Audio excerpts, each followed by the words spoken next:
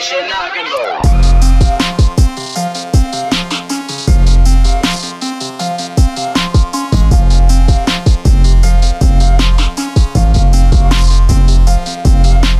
What is up, everybody? Welcome back to the HoopLifeTV Podcast.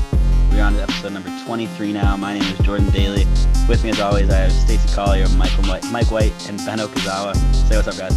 What's going on, everybody? Welcome back. What's up, everybody? What's going on? All right, so we have a pretty loaded episode. The NBA is back, in quotation marks, just because it's only the preseason so far. So with that, we're going to start off with the new rules the NBA just implemented on new measurements. In the past couple of years, data's kind of been skewed and not very accurate. Having KD listed at, I think they had him at 6'8" was absolutely preposterous. When you'd see him stand next to Boogie and he'd be towering over him. So they finally did something about that, and they made strict guidelines to follow. So it's kind of setting a baseline for the future. Pretty much the rules are that all measurements are done without shoes on, which kind of upset a lot of NBA players because you don't play basketball with shoes off. But at the same time, a lot of shoes have different heights added to them, so it could skew the measurements. So the NBA decided to just make them go shoeless in the measurements, and that is what they did. In total, there were 55 changes to the heights, some going up, some going down. So I just wanted to talk to you guys about that for a sec, kind of the more notable players on that list, and go from there. I think one of the more noticeable ones was Zion Williamson. Duke had him listed at 6'6", so did the NBA Draft Combine. They just had him measured at 6'5", I believe. Or no, he was 6'7", now he's listed at 6'6". I don't really see how an inch affects him. That inch just could have been the shoe. Any thoughts on that? I mean, he's still undersized to me for the power forward position, even though he can jump over anybody in the league. But so either way, 6'6", 6'5", it doesn't matter. Not when you're that athletic. Right. Just like with Charles Barkley was like 6'4", 6'5", and he still played power forward, and he's a Hall of Famer. So yeah. Does he still weigh 280 some odd pounds? I don't think the weights changed too much at all. I know the NBA said they were going to be less strict on that just because weights change all the time. People will work out, lose weight, cut weight, try to gain weight. Mm-hmm. So it's kind of too hard to be pretty strict on those rules. They'll probably just measure it once a year and go from there. So I don't. He loses an inch, he's still massive. I'm not. Yeah, he's still giant. bullying pretty much anybody in the league. I'm not concerned about it. Yeah, and just going through all the list of changes. I mean, the Celtics, pretty much everyone on their team lost an inch or two. That was kind of upsetting, except for Jason Tatum. Apparently, Jason Tatum is growing, which is pretty cool to see. The Nets, Kevin Durant, he was 6'9". They now have him listed at 6'10". That was still a surprise to me. I'm not sure if you guys were aware of that, but I thought he was at least 7 feet. Mike, start with you. What are your thoughts on KD still only being 6'10"? Only 6'10". I get that it's tall, but look at him. I mean, I thought he was 6'9", honestly, but 6'10", anywhere up there. When you could dribble like him, that's impossible to guard. I'm just hoping he come back healthy. I need to see that again. 6'10", who can move like a guard? That's crazy. Yeah. What about you, Stacey? I thought he was 6'10" the whole time. I wasn't too worried about that. I mean, he's still impressive no matter what. It's Kevin Durant. Fair. Ben? Something I've noticed is that he could be 6'10", because something I've noticed throughout my life is that really skinny people tend to look kind of taller for some reason. So maybe he's not 7 feet, but he definitely looks 7 feet tall. I'm still a little bit skeptical, but who knows? Either way, like both those guys said, for him to be listed at 6'10" and moving the way he moves is ridiculous. And obviously I'm excited for him to, come back next season and show us what he can do. There was an interview about that with Kevin Durant. The reporter asked, how tall are you? And he goes, depends on who's asking. And the reporter was like, what do you mean? He's like, well, if the NBA is asking, I'm 6'8". If a female is asking, I'm 7 feet. So that was pretty funny. So, yeah, it's just a lot of different height changes. I mean, Kyrie Irving shrunk. He was 6'3", he's now 6'2". I think we all kind of knew that. Yeah. I think one of you, we were talking about this earlier, we're saying compared to Steph Curry. Yeah, they definitely weren't. They had them both listed at 6'3" before. I was like, there's no way. Kyrie, first off, I think he's shorter than 6'2", but he's definitely shorter than Steph Curry. I don't know how they have them the same height. Yeah, I mean, Kyrie's height doesn't change the amount of hate I have towards him. But moving on from the Nets, going to the Dallas Mavericks, this is an example where the height rule probably helped them out a little bit. Kristaps Porzingis was listed at 7'2". He's now 7'3". And Boban Marjanovic was 7'3", and he's now 7'4". That is a tall team, guys. Oh, my goodness. That is a tall team. So hey. Good. I don't think it'll happen, but imagine having Kristaps at the 4 and Boban at the 5. I think they'll probably put Powell at the 5 instead, but just imagine the height mismatch pretty much against any lineup in the league. That just that's blows frightening. my mind. Yeah, exactly. So scary. That's so scary. Not any lineup. Get out of here. Not any lineup. We got some dogs down there now. Don't forget who we got. But man, at the same time, like we were talking about KD, for Kristaps Porzingis to be 7'3" and be able to, like, he's obviously not as mobile as KD, but still to be able to bring up, to dribble, to drive to the hoop from the perimeter the way he does and shoot is. That's what I need on my fantasy. That shot, I need it. Hey, ain't no Draymond Green 6'5" now? He played power forward, and he got to guard Kristaps Porzingis, who's 7'3". Yeah, he lost like 2 inches, and I would say that the person that probably got hurt the most from this new rule has to be JJ Barea. He was listed at 6 feet. This new rule change now is at 5'10". I feel like just going from like 6 or anything below 6 is just like, come on. Yeah, the ladies don't like that. Quarters. I know. Takes you from like if you're a 10 in a girl's eyes and you're 6 feet tall, you could go down to a 7 from being 5'11" and 3/4, and that's exactly not kind of a joke. That's a steep drop. I'm taller than JJ Barea now. That makes me so happy. See me in the NBA next year. Yeah. I'm taller than Derrick Rose and Kemba Walker. I just found that out. Yeah, Derrick Rose lost 2 inches. He was originally listed at 6'3" with the new rule. He's now at 6'1", which is surprising. Saying like, you look at his rookie year, he was able to drive to the hole with no regard for human life around him, and the fact that he's only 6'1" and doing that is pretty impressive in my eyes. I can only hope that he goes back to that form because that was just fun to watch. Another one of the people to take a big hit, and why I don't think the Lakers are going to be able to stand against Kristaps Porzingis and Boban Marjanovic. Dwight Howard, previously listed at 6'11", is now 6'9". That's a drop. That's a drop, but look at him. It doesn't matter. He is big. I was convinced that he was 7 feet tall. I definitely thought he was taller than that. Yeah, it was kind of came as a surprise to me because like this shows like how little like actual like measurements matter, because if he's 6'9" now, he's always been 6'9", and he was still able to dominate at one point in his career. So that just shows like how little these like changes actually mean, because they're not really changes. It's just like how people view them. It's not really changing anything, I guess.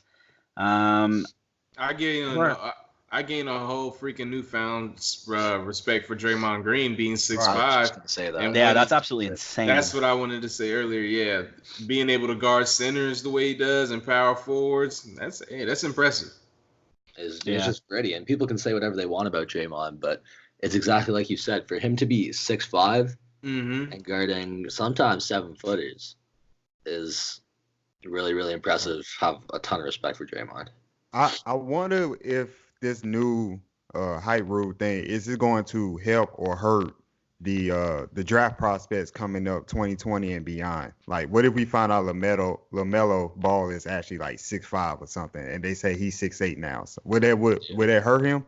See, personally, I don't think so, because I think history is going to show that it doesn't really matter, because these guys have been projected to have been taller all their careers, and they still prove that they can ball. I mean, Draymond Green was 6'7", now he's all of a sudden 6'5", according to NBA measurements. So, like, it's kind of showing that height really doesn't matter in the league if you know how to play. That's my thought on it. What about you guys, Mike and Ben? Yeah, I would say that if you're talented, you're talented. I don't think a few inches, whether it be with shoes on or with shoes off, is really going to matter. LaMelo, nice. Either way, he'd go in top 5. For sure. Ben, what about you? Yeah, I mean, to me, it's like LaMelo could be 6'5", averaging 25 and however many assists and whatever he does in the Australian League. If he drops and he's listed at what, 6'8", 6'7"? Yeah. Let's say he drops 2-3 inches. They find out he's actually 6'5". I don't think that really hurts him that much because you're still watching him as scouts drop triple doubles and average like 25 plus points per game against grown men. So to me, it won't hurt him that much. True. All right. So the team with the most inaccuracies in their height. I love saying this. It was the Philadelphia 76ers with 11 false heights. Made me so happy. Joel Embiid, no longer a 7-footer. He's now 6'11". I love it. Al Horford dropped. He was 6'10". Now he's 6'9". Tobias Harris was 6'9". Now he's 6'7". Yeah, I love seeing that. I really do. I'll take anything away from the 76ers that I can. Let's see. A couple teams had like no changes at all. Oh, one thing that I want to nip in the butt real quick. There are a ton of false reports going around that Marvin Bagley measured at 6'8". That is not true. He is still measuring in at 6'11". Same with Buddy Hield. He's still measuring in at 6'4". I saw reports that were saying he was only 6'2" now. Those are all false. Marvin Bagley even took to Instagram. He's like, no cap, haven't even been measured yet, which I found pretty funny. So always fact check the reports you guys are seeing. If they're not verified, probably not accurate. Yeah, that's basically the go-to. Isaiah Thomas took another hit. He was at 5'9". He's now 5'8". Yeah. Oh, man. I think my sister's taller than him now. Dude. He can still ball. I'll always have love for Isaiah Thomas. He can. Celtics trading him is probably the worst thing they've ever done. Just saying. Oh, that was dirty. No, ever. We all felt that one. The Celtics have a long history doing bad things. Ooh, and what good does things, that mean? Obviously. No, I'm just saying the Celtics have been around for a long time. It's a storied franchise. I'm sure they've done lots of bad stuff.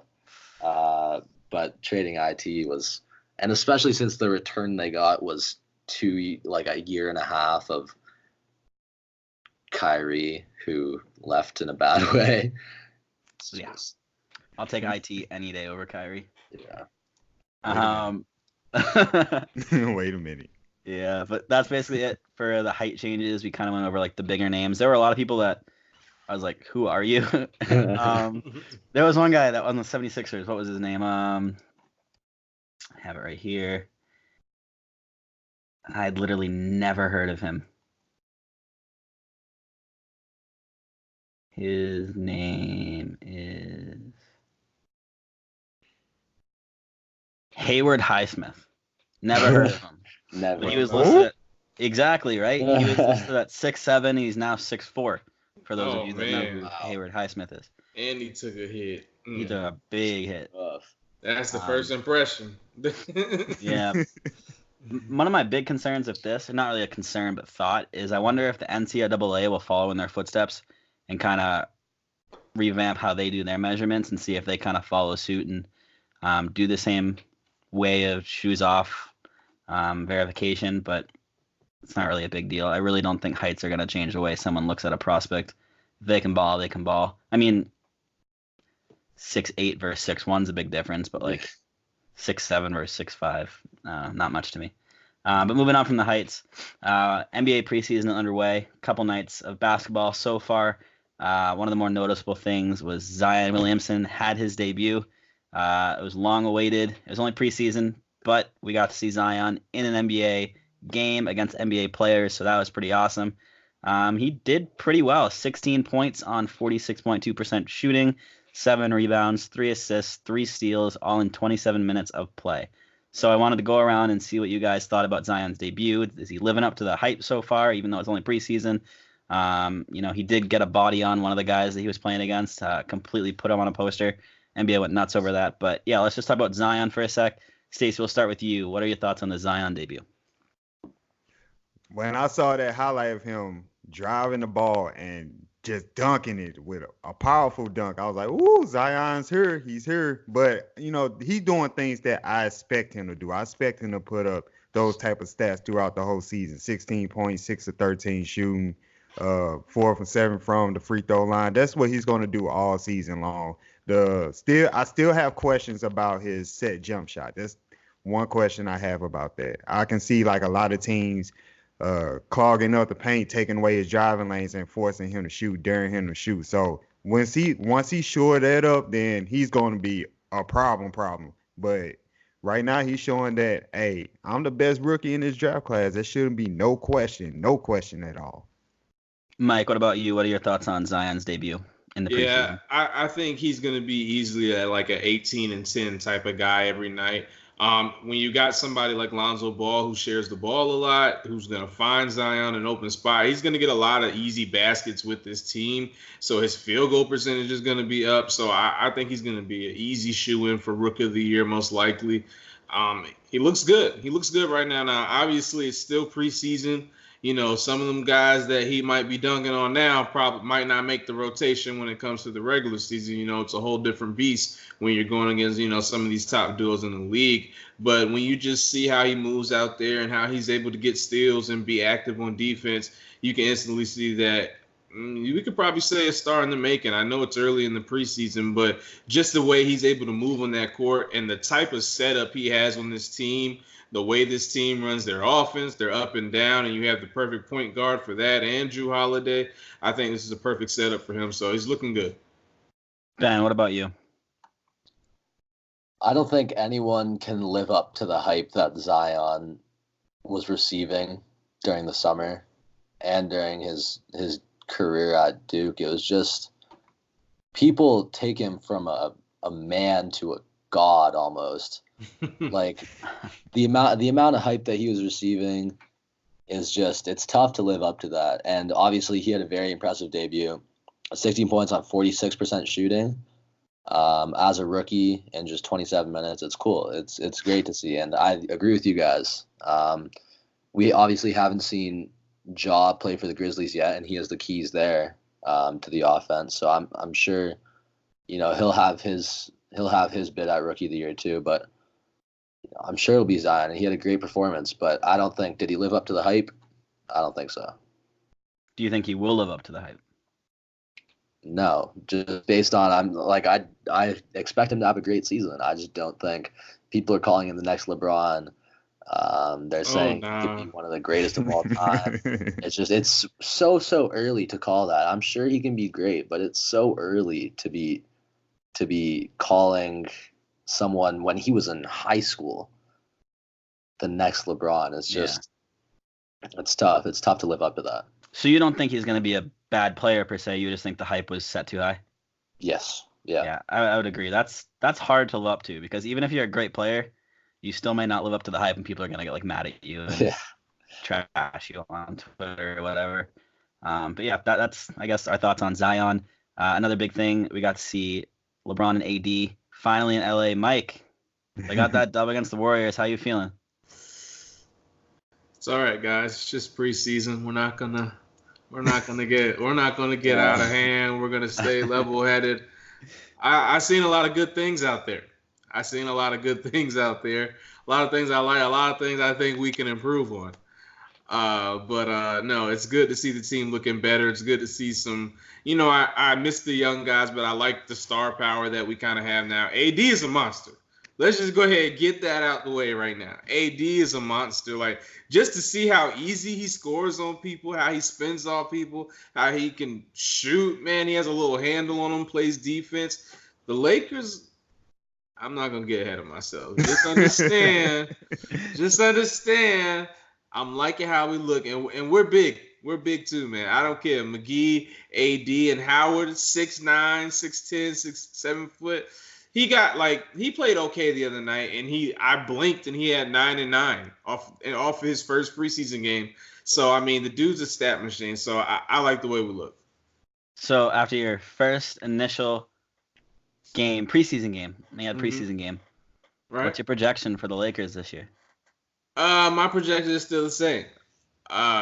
We're a title town or bust. I still think we're going Okay. Still think we're going to the NBA Finals. I mean, now that I'm looking at the team, man, we have pretty much everything you need. I mean, we have a little shortage at the wing spot, but I like Danny Green. I like Avery Bradley. I think they can get the job done. I think LeBron's going to pace himself, and having a guy like AD and these centers being able to dominate the boards, I think it's going to win us a lot of games. Definitely a scary team. Stacey, what are your thoughts on the Lakers in their first game, seeing AD and LeBron? I know this is preseason and everybody trying to stay level-headed, but offensively, I'm excited for this team. I am excited for them. I remember I saw a highlight. Rondo brought up the ball, pass to LeBron, AD cutting to the basket.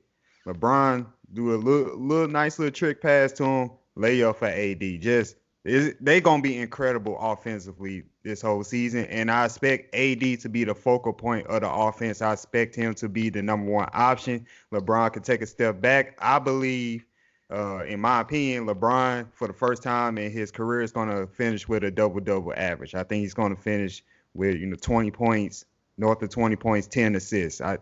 He gonna have 5 to AD alone, and this team they got a lot of movable parts. They could place people at the 2, at the 3 at the 4. I'm excited for them. Defensively, still got questions about them, and also they have to stay healthy. I want this team to stay healthy. If they stay healthy, AD is the number one option. LeBron takes a step back, stays healthy, et cetera, they can get the championship. They can get the championship. I can see that in their future. Okay, so I just want to confirm something. Did you just say AD should be the number one choice over LeBron? The number one option on the team. Yes, I think he scoring should. Option, definitely. Okay. Yes. All right, I was just curious about that. Ben, what about you? What are your thoughts on the Lakers going into this year and seeing their first preseason game? I didn't get to watch too much of the game. I tuned in the third quarter and all the stars were off. I was watching Quinn Cook was even benched. I was watching like JaVale McGee. Hey, show some respect. Amari Spellman. And I was like, okay, I'm turning this off. But no, it was just after watching highlights, it was a lot. And it's early, but I think AD deserves a little bit more respect than he's been getting. At least from the people in our chat, because they have a lot to say about AD. AD is an absolute monster. 7 feet. He can step outside. He's long. He can body up in the paint. I don't know. AD, I agree with you guys. I think AD should be the first choice, especially he's younger. LeBron's getting older. I don't think LeBron. 10 assists is a lot. I'm not sure about that one. But, he can get it done. He can get it done. He's going to be in a lot of pick and roll situations. We got mostly big men, so I mean, he'll have his shot. This is Magic Johnson year. He got to play like Magic. Yeah, I mean, I can, and like you guys both said, I can easily see as long as the Lakers stay healthy, which is a question mark because AD has a history of injuries, right? As does LeBron as of late, the past last year at least. But if they can stay healthy, I could easily see them at least taking the Clippers to 6-7 games in the Western Conference Finals. My God. It's going to be rough. It's going to be rough, man. I'm excited to see that matchup. I'm really, really excited to see that matchup. I hope it happens. Yeah. I mean, well, Paul George is out for the first month or so. Yeah. So we won't see them. We won't see the Clippers at full strength in the season debut. But by Christmas, hopefully we'll get a preview of the Western Conference Finals. That should be awesome. And just one thing I wanted to touch on. I'm glad that Mike mentioned Avery Bradley because I saw reports just of Lakers players saying that Avery Bradley is the best defensive player on their team. So as far as concerns about defense, if you want anyone to lock up James Harden, let's say, or Steph Curry, Avery Bradley, I'd say, can guard 1 through 3, which is usually the most dangerous offensive player on any given team. So it'll be really interesting to see how they do that. I mean, Frank Vogel apparently told all his guys in scrimmages, if Avery's on you, pass the ball. So he's going to be sticking to guys like glue. It should be a really, really fun season to watch the Lakers. Yeah, I mean, I can speak highly on Avery Bradley. He used to be on the Celtics, and I was devastated when we got rid of him. You know, at the time when he was on the Celtics, that was probably our lowest in a long time. We had like nobody. We had Kelly Olynyk and Jonas Jerebko balling out for us. And Avery Bradley was kind of our guy. I literally have a jersey of him in my closet. Like, I loved Avery Bradley. I was devastated when we traded him. But, like, not only him on the bench, like, I can't believe I'm about to say this. I honestly believe the Lakers are probably one of the deepest teams in NBA history. Like, NBA history. Yeah, they are very, very deep. I feel like a lot of those guys on that roster, specifically their bench players, are kind of, I don't want to say underrated, but underrated, I guess. Like, they don't really get the amount of credit they deserve. They're great role players. They go on, they do their job. And that really scares me. When you have guys that can commit to being a role player, that's hard to come across because a lot of guys in the NBA want to be stars. And when you have a guy like Avery Bradley who knows his role as a defensive player and is not trying to go out there and be a star every night, like, that's hard to find. And I think that's a huge advantage that the Lakers have. And that honestly scares me with the Lakers. And that's probably the only time you'll ever hear me say anything good about the Lakers. So enjoy it, Michael. I am enjoying that. But moving on from the Lakers, one quick thing about the New York Knicks. It was a preseason game, and there was an ejection. Former Celtics player Marcus Morris, Sr., ejected. First, I forget who was defending him. Justin Anderson. Justin Anderson was like in his face, playing good D, and like that's what he's known for. He plays annoying defense. So Marcus Morris has the ball, just swings his arm, completely elbows the guy in the face, and he looks up at the ref. He's like, "Really, you're not gonna call anything?" What does Marcus Morris do? Hit him in the head with the basketball. Ejection. Preseason, guys. This is preseason. Like, I love it. I love it.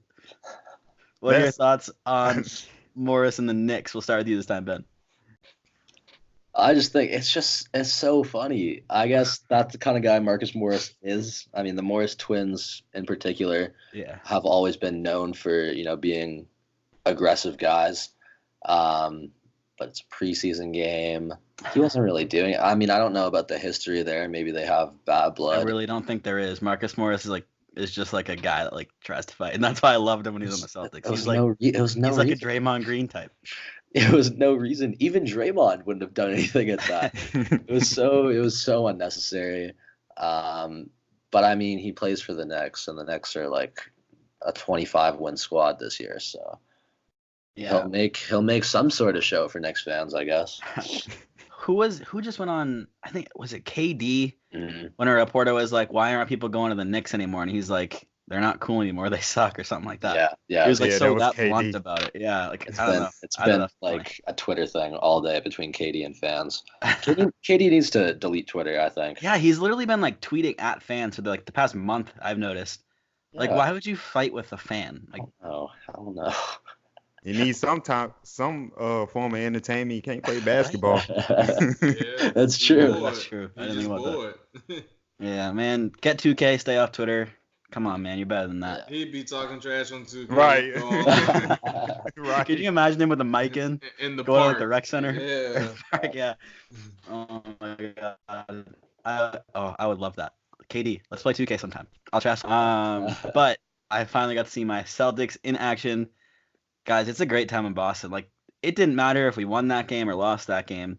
Our bench was happy again. They were up. They were jumping. That's something we haven't seen since Kyrie was out in the playoffs 2 seasons ago. So I am thrilled to have that back again. It's a huge thing. Like, everyone noticed that right off the bat. Like, the players were on Twitter or Instagram after that, and they're like, we're happy again. Like, that's a good sign. Like, and I think that was actually our biggest problem the past 2 seasons was, like, chemistry and morale. And it's great to see that that's all back. They have a very young squad. I think the average age is like 26 or something like that. And that thrills me. But 2 other takeaways I noticed from that game. So there is 1 roster spot left on that team. Everyone kind of assumed it's going to be Taco Fall. He's not actually signed yet. So Taco Fall comes into the game. Yeah, Taco Fall's not signed yet. He's on like a Exhibit 10 contract, I think, right now. So they have his rights, but doesn't have an NBA contract. So Taco Fall gets in the game. Boston Guardian gave him a standing ovation. Place goes nuts. Fan favorite instantly. He had 2 great plays. He had a putback dunk and a rejection. It was great. Crowd went nuts. But he was actually not the star of the show. Javonte Green, some guy I had never heard of before he entered the game, blew everyone away. He played for 10 minutes and went 7 for 7, getting 15 points, 4 rebounds, an assist. Like, the guy went off. Like, he was putting some insane dunks. He was swerving through the D. I mean, mind you, it was towards the end of the game, and he was probably against the guys that aren't going to make the roster on Charlotte, which is saying something. But he put on a show, and he's actually making people question, who do we want, Javonte Green or Taco Fall? I mean, Javonte Green is definitely the more skilled of the two at the moment, but Taco Fall is a very enticing project player. If you can get that guy to, like, shoot a 3, or even just shoot his free throws, we'll start small. Ooh. He'd be a go. His free throw form is, I don't even, like, how does it... It's ugly. How does it feel natural to shoot like that? I don't know if it's natural. I think one day he was probably messing around in the gym, and it went in, and he was like, I'll roll with it. Right. I just don't think he ever Go went ahead. back. When you that tall, you know, centers, they tend to struggle at the line. You got to find a form and just keep it. Yeah. just keep it. No, but the Celtics training staff are really working with Taco Fall to shoot from the 3. There's, like, videos of going around on Twitter of him behind the arc hitting shots. Like, not consistently, obviously, but they are working on that. They do want him to get that shot. So I'm definitely going to be following the preseason very closely to watch this kind of battle between Javonte Green and Taco Fall to see who's going to get that last roster spot. I'd be surprised if Javonte Green can manage to grab that last spot. I think Taco Fall has become too much of a fan favorite, where if they didn't sign him, I think the fans of Boston would storm the Garden. It wouldn't end well. But no, Javonte Green is definitely someone to watch. He came out of nowhere. I really don't know anything about him aside from the fact that he kind of stunned everyone. Like, 7 for 7. That's impressive.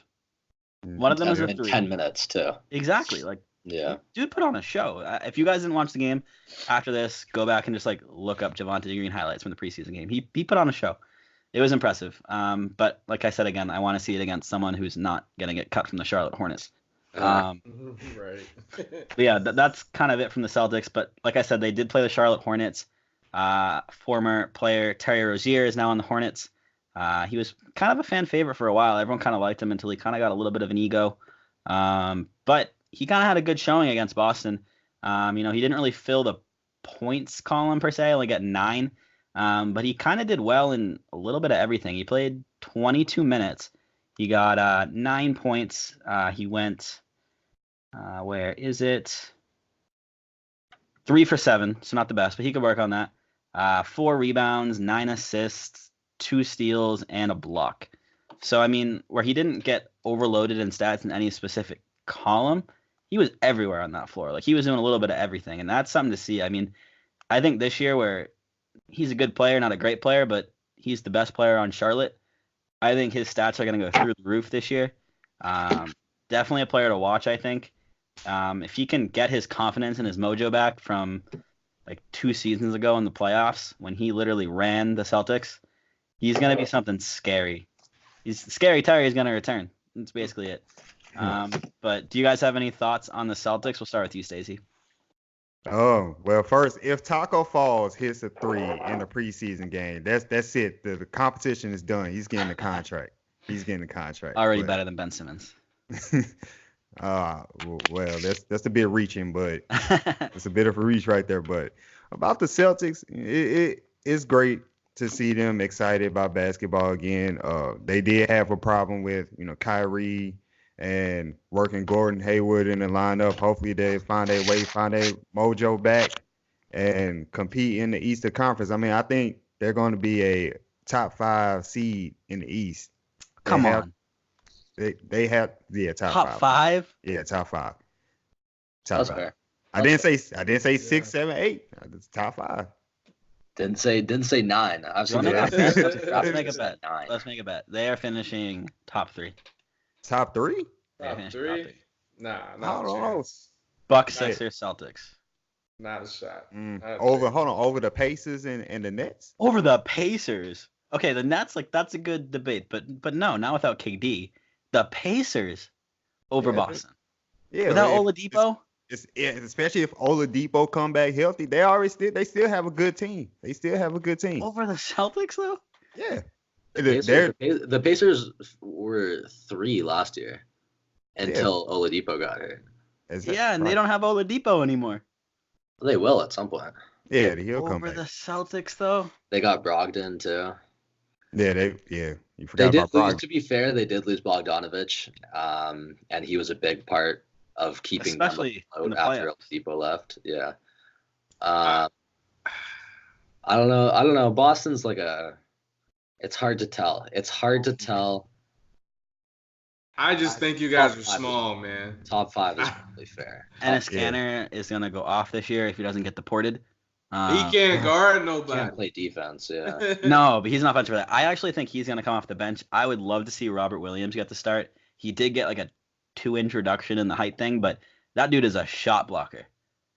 Yeah, Enes Kanter's he's height good went on up. defense. Yeah. Yeah. Robert Williams is insanely good at defense. Like, I don't even care if he can't finish a layup, which he can, but that dude is crazy, crazy good on defense. He's a little bit smaller for the center position. I would like him at a power forward, but yeah, I definitely agree height's an issue, but I don't know. I don't see anyone's like the Pacers, man. Yeah, I would give them, I would give them a better shot being top 3 if Tatum and Brown, if they can step up. If they can step up, then they're gonna be competing for that top Or 3 Hayward. spot. I think Hayward. Yeah. I think Hayward's the X factor. Hayward I think definitely have a bounce back year. Yeah, I think Tatum's definitely gonna progress to become a better player.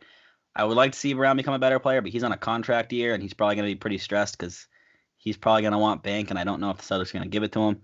But I definitely see Tatum performing pretty well. All the reports I've heard about Hayward, he's supposed to be back to like his Utah self. I didn't see that in the preseason game so much. I still saw a little bit of a mental hesitation there. And he even said that in the post-game press conference. He was saying, like, yeah, there was one time where I should have driven it and dunked it, but I kind of got in my own head and just did a layup. But he's like, I'll work on that. But, like, I've heard that before, and he didn't do it. So I guess we'll kind of see if that's true. But I definitely think Gordon Hayward's the X factor there. But the Pacers? Stacey, man. Here's my top 5. I'd say, honestly, I might have the Magic at 5. Oh, No, Nets 5. Okay, yeah, Nets 5, Celtics 4, Bucks 3, Sixers 2, Raptors 1. Okay. That's my top I knew 5. you were trolling once you That's had my like the top Bucks at 3 or something. Okay. yeah, No, about that. I- Man. But They're not even making the playoffs this year, bud. whoa, okay, hold on. Nah, I think the Raptors will be in the playoffs. I'm pretty Raptors are like a 5 to 7 seed. 7 to 8. Yeah, Yeah, Well, I would yeah. say 6 to 8 range right We'll see. there. yeah. But if the Pacers are better than the Celtics, there's a chance that the Raptors are 1 seed because that's an alternate reality. Hey, look, you guys have a good shot at being 3. I would say that's y'all ceiling right there, the 3rd seed. I would agree. I look back at the teams and I was like, okay, everybody's projecting the Magic to be a little bit better because of the continuity, but do I expect them to run through the regular season? Not really, but the fact that y'all don't have like a real big man does bother me. We'll see what Taco does. Yeah, and I would young love too, that. just so young. No, Yeah. I think Robert Williams is going to have like a blowout year. I really do. I think he's He going to could. come out steady. Yeah, I liked him. He was at Texas Tech, right? Yes. Yeah, And he I slid in the like- draft because of like questions of his maturity, and then he missed the plane home. That's Oh yeah, I remember that. funny. That's Icing funny. on the cake. Icing on the cake. He like missed the plane home, and then he missed like his introductory press conference, and we were like, "Oh no, what did we do?" But no, I think it'll pay off. Yeah, I'm big on him. I hope it pays off. But aside from the Celtics, what about Rozier? Do you guys think he's gonna have a great year in Charlotte, or do you think he's just gonna be another Hornet to go down in a playoff-less season? I think this is his year to show his shit, man. This is it. You're not winning no games. They don't expect you to win no games for real out there. This is your time to shine. Get whatever stats you need to do. So for your next contract, when you do hit free agency again, maybe you've established yourself as maybe one of the upper echelon point guards in the league, and you can go to a contender. You can get a big contract. I think this is the perfect time to do that. This team isn't really competing, so he'll be able to show his stuff. He'll have lots of opportunities. Stacey, what about you? Yeah, definitely. He definitely gonna have his opportunities to shine, and he can actually compete for a spot on the All-Star roster. I You think think? that I think he has that mentality that I want to be great. I want to be great. All you gotta do just give me a shot. You saw what I did a couple years ago in Boston. I uplifted that team, and if you make me the focal point of the offense, I can make something happen. But unfortunately, he's not going to see the playoffs again for a while. But as far as as far as his individual accolades, he's going to make it happen. Ben, what are your thoughts on Rozier? I think he has this year, especially since he's playing with Charlotte, he's going to be that team's leader. He has a good opportunity to revert to that 2018 playoffs with Boston. That scary Terry. I think he has a great chance this year to kind of return to that, just because he had no opportunities last year. He was kind of third on the point guard depth list behind Kyrie and Marcus Smart. So it was a tough year for him for sure, and he was audibly upset. Like he made it very clear that he didn't like the situation that he was in. Yeah, I think he hated Kyrie more than me. Could be. But now that he's kind of in that position as the number one guy in Charlotte, their starting point guard, making good money too. I think he could definitely have a great year, and it wouldn't be surprising at all to see. But yeah, playoffs, no. Yeah, I personally think there's only one thing in his way, and that's himself. A lot of things we saw in Boston. He has an attitude. He's a very expressive guy. He has an attitude. He has an ego. That can either be good or bad, depending on how you look at it and how they use that to their advantage or disadvantage.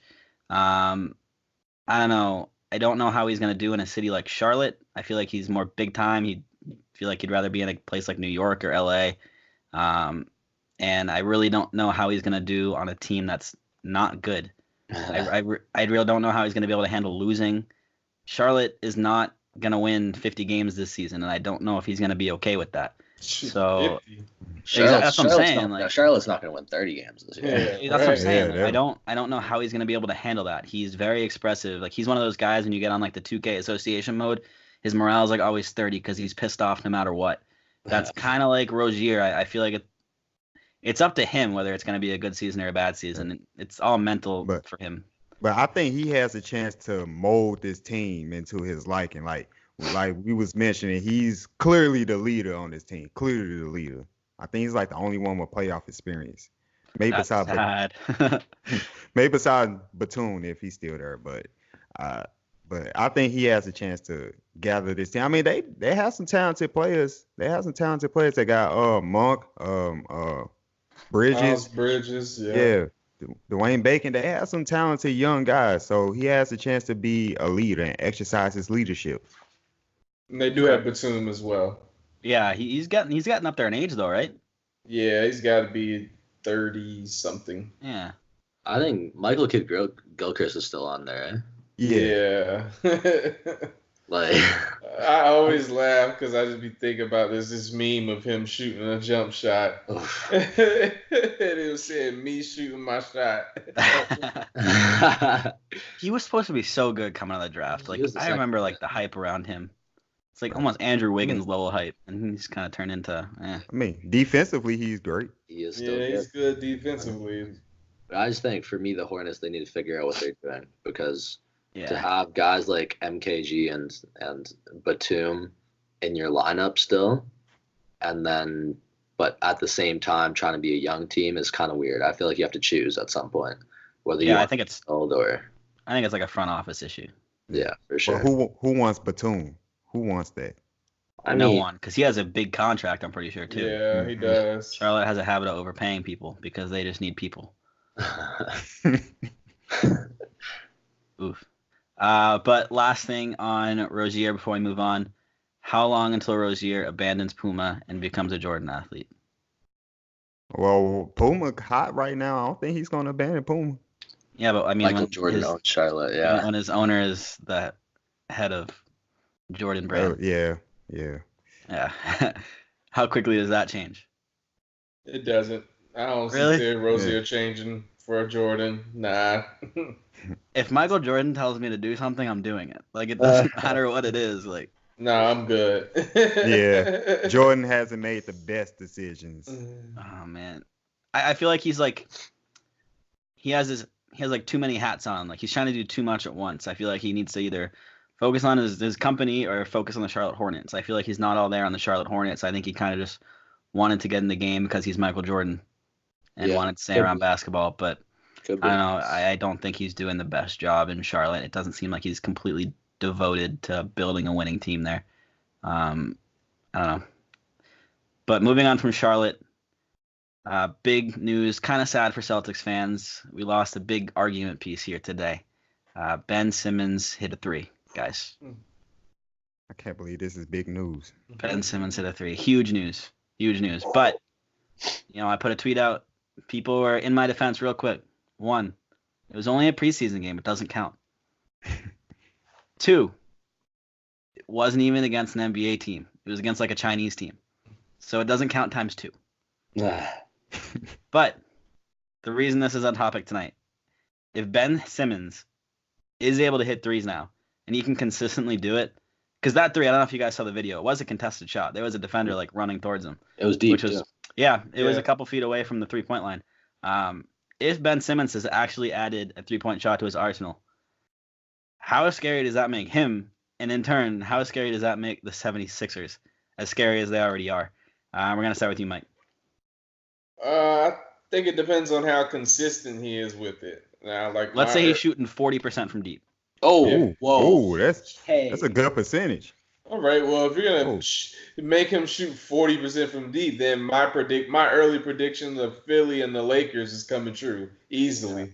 Yeah, they'd be the best defensive team in the league, and offensively, they would have no weaknesses. They have defenders. You have Ben Simmons who can spread the floor. Now you have room for Embiid. There's no double teams for that. They would be unstoppable in the East. They'd be my favorites to come out the East for sure if he's shooting 40%. All right. What about you, Ben? It makes them terrifying. If Ben Simmons, I'm not even going to take your 40% because that's unrealistic. 40% is high. If Ben Simmons takes 3 threes a game on average and averages 1 make, that's 33%. It makes them terrifying. That's not a good 3-point percentage. But the fact that he can step out and hit them as a 6'10", is he still at 6'10"? Or did he? Yeah, I don't think his height changed. As a 6'10" point guard who before couldn't shoot, now can space the floor. And don't forget they have Embiid on the inside. To give more room for Embiid to do his work, to take more bodies away from Embiid on the defensive end, that makes them terrifying. And they were already, like Michael said, they were already my pick to go to the finals out of the East. But if he's making threes at like a 30% clip, if he's even taking threes often and hitting them semi-often, the Sixers are terrifying. Yeah, I mean, even if it's a 25% from deep, mm-hmm. The problem is not that he's hitting the shot. It's now that defenses need to adjust their game plan. Before, defense could lay off him and focus more on the inside because they're not going to shoot. If he's shooting it, there's going to need to be a defender on him, which making more space for Embiid, like you said, to do whatever he needs to do down low. And I mean, he has help of Horford now there too. They are a scary team, especially if all aspects of their starting lineup can somewhat shoot a 3. Like, it's just that the fact that they have that option now completely changes the game, I think, for the Sixers. What about you, Stacey? Oh, I agree. If he starts hitting threes, like at least like 33%, hell yeah, they're gonna be dangerous, and he's gonna be even more dangerous. He's one of the most skilled players in the NBA. I looked at him as like a light LeBron. That's how I look at him, because he can pass, he can get inside, et cetera, et cetera. If he start hitting threes, it's a wrap for the East. It's a wrap. Okay. All right, so we'll move on from Ben Simmons. Next thing, we're going to go back to the Lakers, I guess, sort of for a second, talking about Anthony Davis. Rich Paul recently said to a reporter that, and he specifically started this off, he's like, no disrespect to Giannis, which basically is saying disrespect to Giannis. If AD was on the Bucks instead of Giannis Antetokounmpo, the Bucks would have made the finals last year. So my initial reaction to that was, I mean, AD never went to the finals ever with the Pelicans ever. He had DeMarcus Cousins on his team one year. Didn't get anywhere. And who was the second best player on the Bucks with Giannis? Chris Middleton. Mm-hmm. That's nothing special in my opinion. I think he was overrated to begin with. But aside from the point, like, AD is a great player, no doubt about that. One, I'd take Giannis over AD any day. Side note, I don't see AD going to the finals with the Bucks last year. Ben, what are your thoughts on that? Giannis had an MVP season. Yeah. AD did not. That's just Giannis. AD caused chemistry problems in New Orleans. Giannis did not do that in Milwaukee. I think actually he's a great teammate. Yeah, he loves Milwaukee. Yeah, and he's happy in his situation. If AD wasn't happy in New Orleans, Milwaukee's a pretty Milwaukee's a pretty shitty city. Oh my God. You're not wrong. Oh my God. AD's unhappy in New Orleans. What makes you think he would be happy in a place like Milwaukee? There's so much that goes into it. And AD's talented, yes, but so is Giannis. They're both great players. And like you said, I'd probably at this point rather have Giannis on my team, even though he can't really shoot. It's just, it's disrespectful. He said no disrespect to Giannis is disrespectful. And I feel like whenever you start a statement with no disrespect, yeah, you're gonna get disrespected. Person, yeah. No, it's disrespectful and untrue. All right, Mike, I'm holding off on you because you're giving me that look like you're about to go off. Stacey. I hope we don't lose any Milwaukee fans on this show. Yeah, I'm based sorry. on what Ben said. I'm sorry, Milwaukee. It's just I've never even been, so I shouldn't be commenting. But He's from Canada, guys. That's worse in a way. But I mean, let's see if AD was on the Bucks. I mean, I think he'll have a better time with the Bucks in New Orleans because he'll be with a winning team. The Pelicans weren't going nowhere. Then the year that they kind of figured it out, DeMarcus Cousins get hurt. So who knows where they would have gone if DeMarcus Cousins stay healthy. But if he was on the Bucks, I think they can at least reach the NBA Finals on the Bucks. I mean, he's more skilled than Giannis Antetokounmpo. Like he can rebound just as good as him.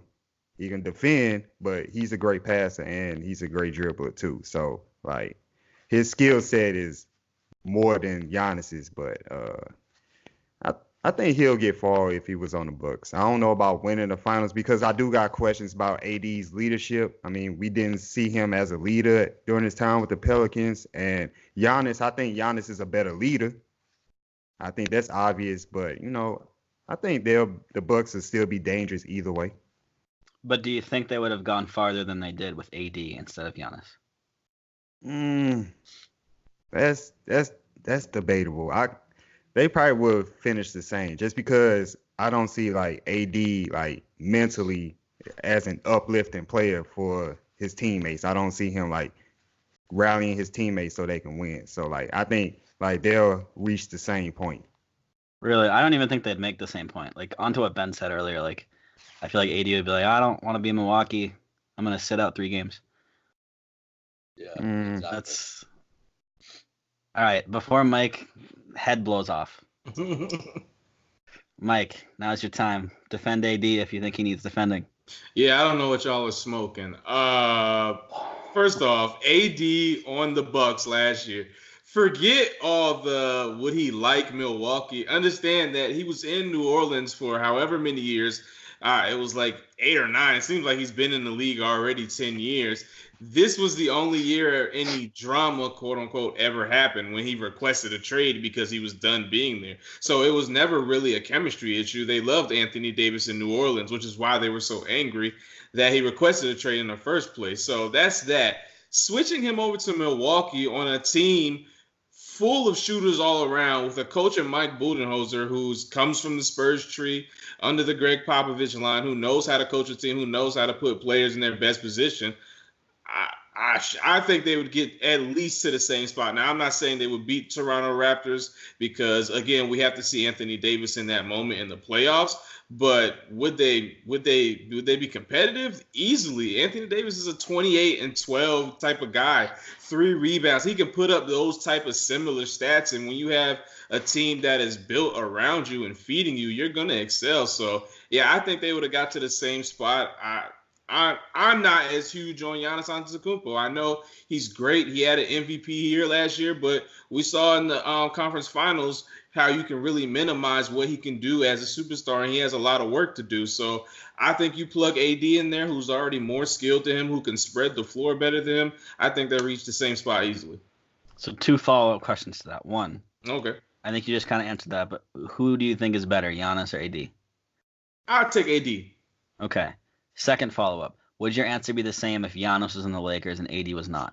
No, because Giannis still can't shoot. I mean, I'm honest with it. Giannis still cannot shoot. He can't pull up a little mid-range jumper. He can't do it, and it showed so easily in the playoffs last year. So I would still be honest and tell you AD, because AD can shoot the ball. That's just the ultimate big difference right there.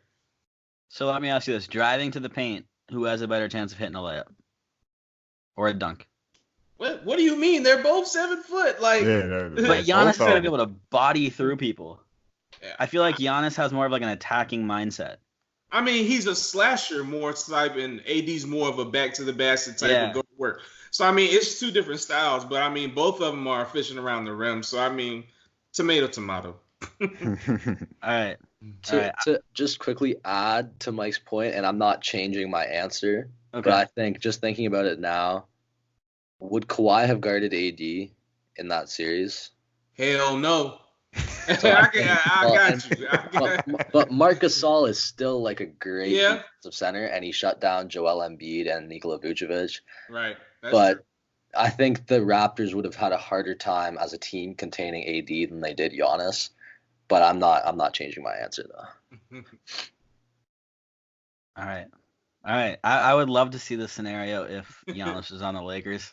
We're just gonna do it on 2K and simulate it one time. Oh, I would not love to see that scenario. It's stressing me out just thinking about the Raptors not having a chip.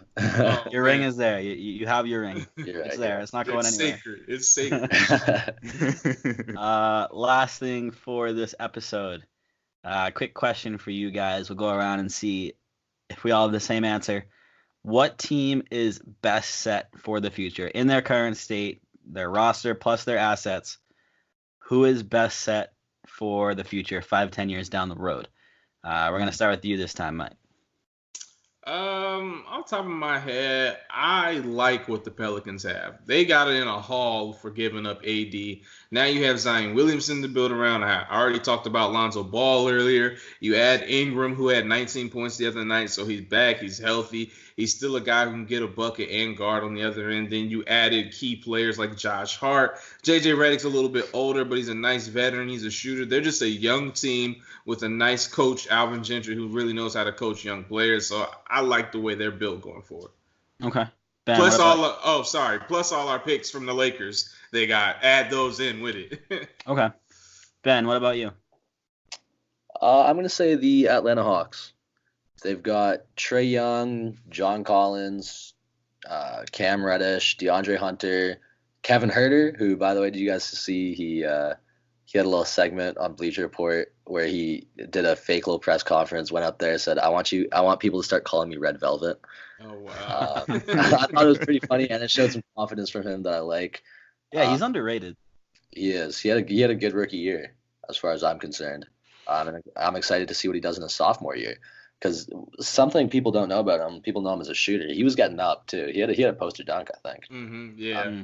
Last year. So he's athletic on top of his shooting ability, and he can drive to the rim. So it'll definitely be exciting to watch the Hawks the next few years. Okay. Stacey, what about you? Are you separate from these two guys? I actually had 2 teams that I was going back and forth about, but I'm gonna edge it to the Hawks. I think the Hawks are set 5-10 years now, but they got a dominant scorer at the guard position. Trae Young can shoot threes. I look at him as like the next Steph Curry, if you agree or disagree. John Collins, the big man. Then they got a wing player who's going to develop, Cam Reddish, DeAndre Hunter. He's going to be a great defender. The Pelicans, I don't know about them fully. Like Zion, is he going to develop that jump shot? Can Brandon Ingram get himself together mentally? Can Lonzo Ball stay healthy? You know, they still have their questions. What they're going to do with Jackson Hayes, they still have their questions. So I like the Hawks better than the Pelicans. Another team that I was considering was the Chicago Bulls. Bulls. 'Cause now they got Kobe White, Chris Dunn, defensive point guard Zach LaVine, Lauri Markkanen, who's look like he's going to take off this year. And hopefully, like Wendell Carter Jr. could stay healthy, Otto Porter could stay healthy. So I was considering them too, but I'm going to take the Hawks in this one. Okay. Question though. You said Zion, if he doesn't develop a shot, that gives you questions. If he can't develop a shot, do you still think he'll be dominant in the league? I think he'll be a good player, but as far as dominant, you can't dominate without a shot. Like You don't think Giannis is dominated? Yeah, but I mean, like it's not like complete dominance. He's like, it's like almost there. Like this is the last thing that you need. Once you get this, there it go. But you know. Okay. So I have two honorable mention teams. I was kind of surprised no one brought them up, but I guess they were kind of a long shot. Not really a long shot, but they deserve a mention. I'm gonna say the Kings and the Grizzlies for honorable mention. I think they both kind of building something pretty decent over there. John Morant, Jaren Jackson Jr. in Memphis, and you got your whole team around De'Aaron Fox and Marvin Bagley with the Kings. I think those are two franchises that are building through the draft, and I think they have good futures if they can hold on to those guys. But that's the big question, if they can hold on to those guys. Those aren't necessarily two of the greatest cities to play for, so it'll be interesting to see if they can hold on to those guys. I mean, from what I've seen, out of those guys, I don't really see them as people that are gonna leave the team to go team up with other people or go to bigger cities. I haven't really seen an ego out of those guys yet. So, but they are still young, so that changes. But I would kind of have to agree that I think the Hawks and the Pelicans are probably tied for the best set future. You guys already said everything that can be said about the Hawks and the Pelicans, so I won't repeat it. But it's just scary. The Pelicans already have a great lineup, which if they were in the Eastern Conference, they'd be in the playoffs for sure, but they're not. They're in the Western Conference, which is still a better conference. And they have all those draft picks they got from the AD trade, and then they just have so many draft picks now. They're like the Celtics. They're in the Celtics shoes from 3-4 years ago, which was terrifying to everyone at the time. And the Celtics have built a good team. I don't think as much as the hype built it to be, because some of our draft picks have been kind of But if they can land the right players in the draft and really build through the draft, kind of like how the Golden State Warriors did, and the benefit is they already have a team to build around on top of all that, that's something scary. So that's definitely a team to watch out for. Atlanta Hawks, they got Trae Young, John Collins, Kevin Huerter. You guys already named all the guys. It's really going to come down to, can they hold on to them? That's the biggest question. And that's why I kind of have to give the edge right now to the Pelicans, because even if the Pelicans can't hold on to all those guys, they have draft picks to protect themselves. So I guess I'd say Pelicans. I kind of debated myself right there. But yeah, I'm going to go Pelicans. Pelicans are probably the best set for the future. So we got 2 Pelicans, 2 Hawks? Yeah. It's a tie. Oh, Don't do it. Don't do it. I won't do it. I'm going to leave it as is. We all hate the coin flip. Just to see if Stacey loses again. Don't you want to take a chance, Stacey, to see if you win? Absolutely not. All right, for old time's sake, we're going to do it. The fate of the NBA is in your hands, Stacey. So, here we go. We have the Pelicans. Oh, it's me and with Stacey. Heads. Me and Stacey are always on the same side of coin flips. Pelicans with heads. Stacey always. I believe in you this time, Stacey. Hawks with tails. This is your side, Stacey. How come the Hawks couldn't get heads? What's the deal with that? Do you want to change it up? If everybody's in agreement. It's up to you, Stacey. This is up to you. This is your thing. It's up to you. I don't care either way. I got to stick with my Hawks. I'm the one that picked them, so tails. All right. So this is tails for the Hawks. Heads for the Pelicans. We're flipping it. I suck at flipping coins. Shit. I got it. It is tails. Ah! Stacey got a coin flip, guys. Yes! It's a big moment. Let's go home! Let's go home! When you get out of here, take your jackets off! Let's go home! That's what I'm talking about! That's what I'm talking. This is probably bigger than Ben Simmons hitting a 3. Right. Edit this in with the Titanic music. Edit it with the dunk contest from Vince Carter reactions. Like, this is... Stacey, this is your moment. I'm Where was this look at during the all teams tournament? Where was this at?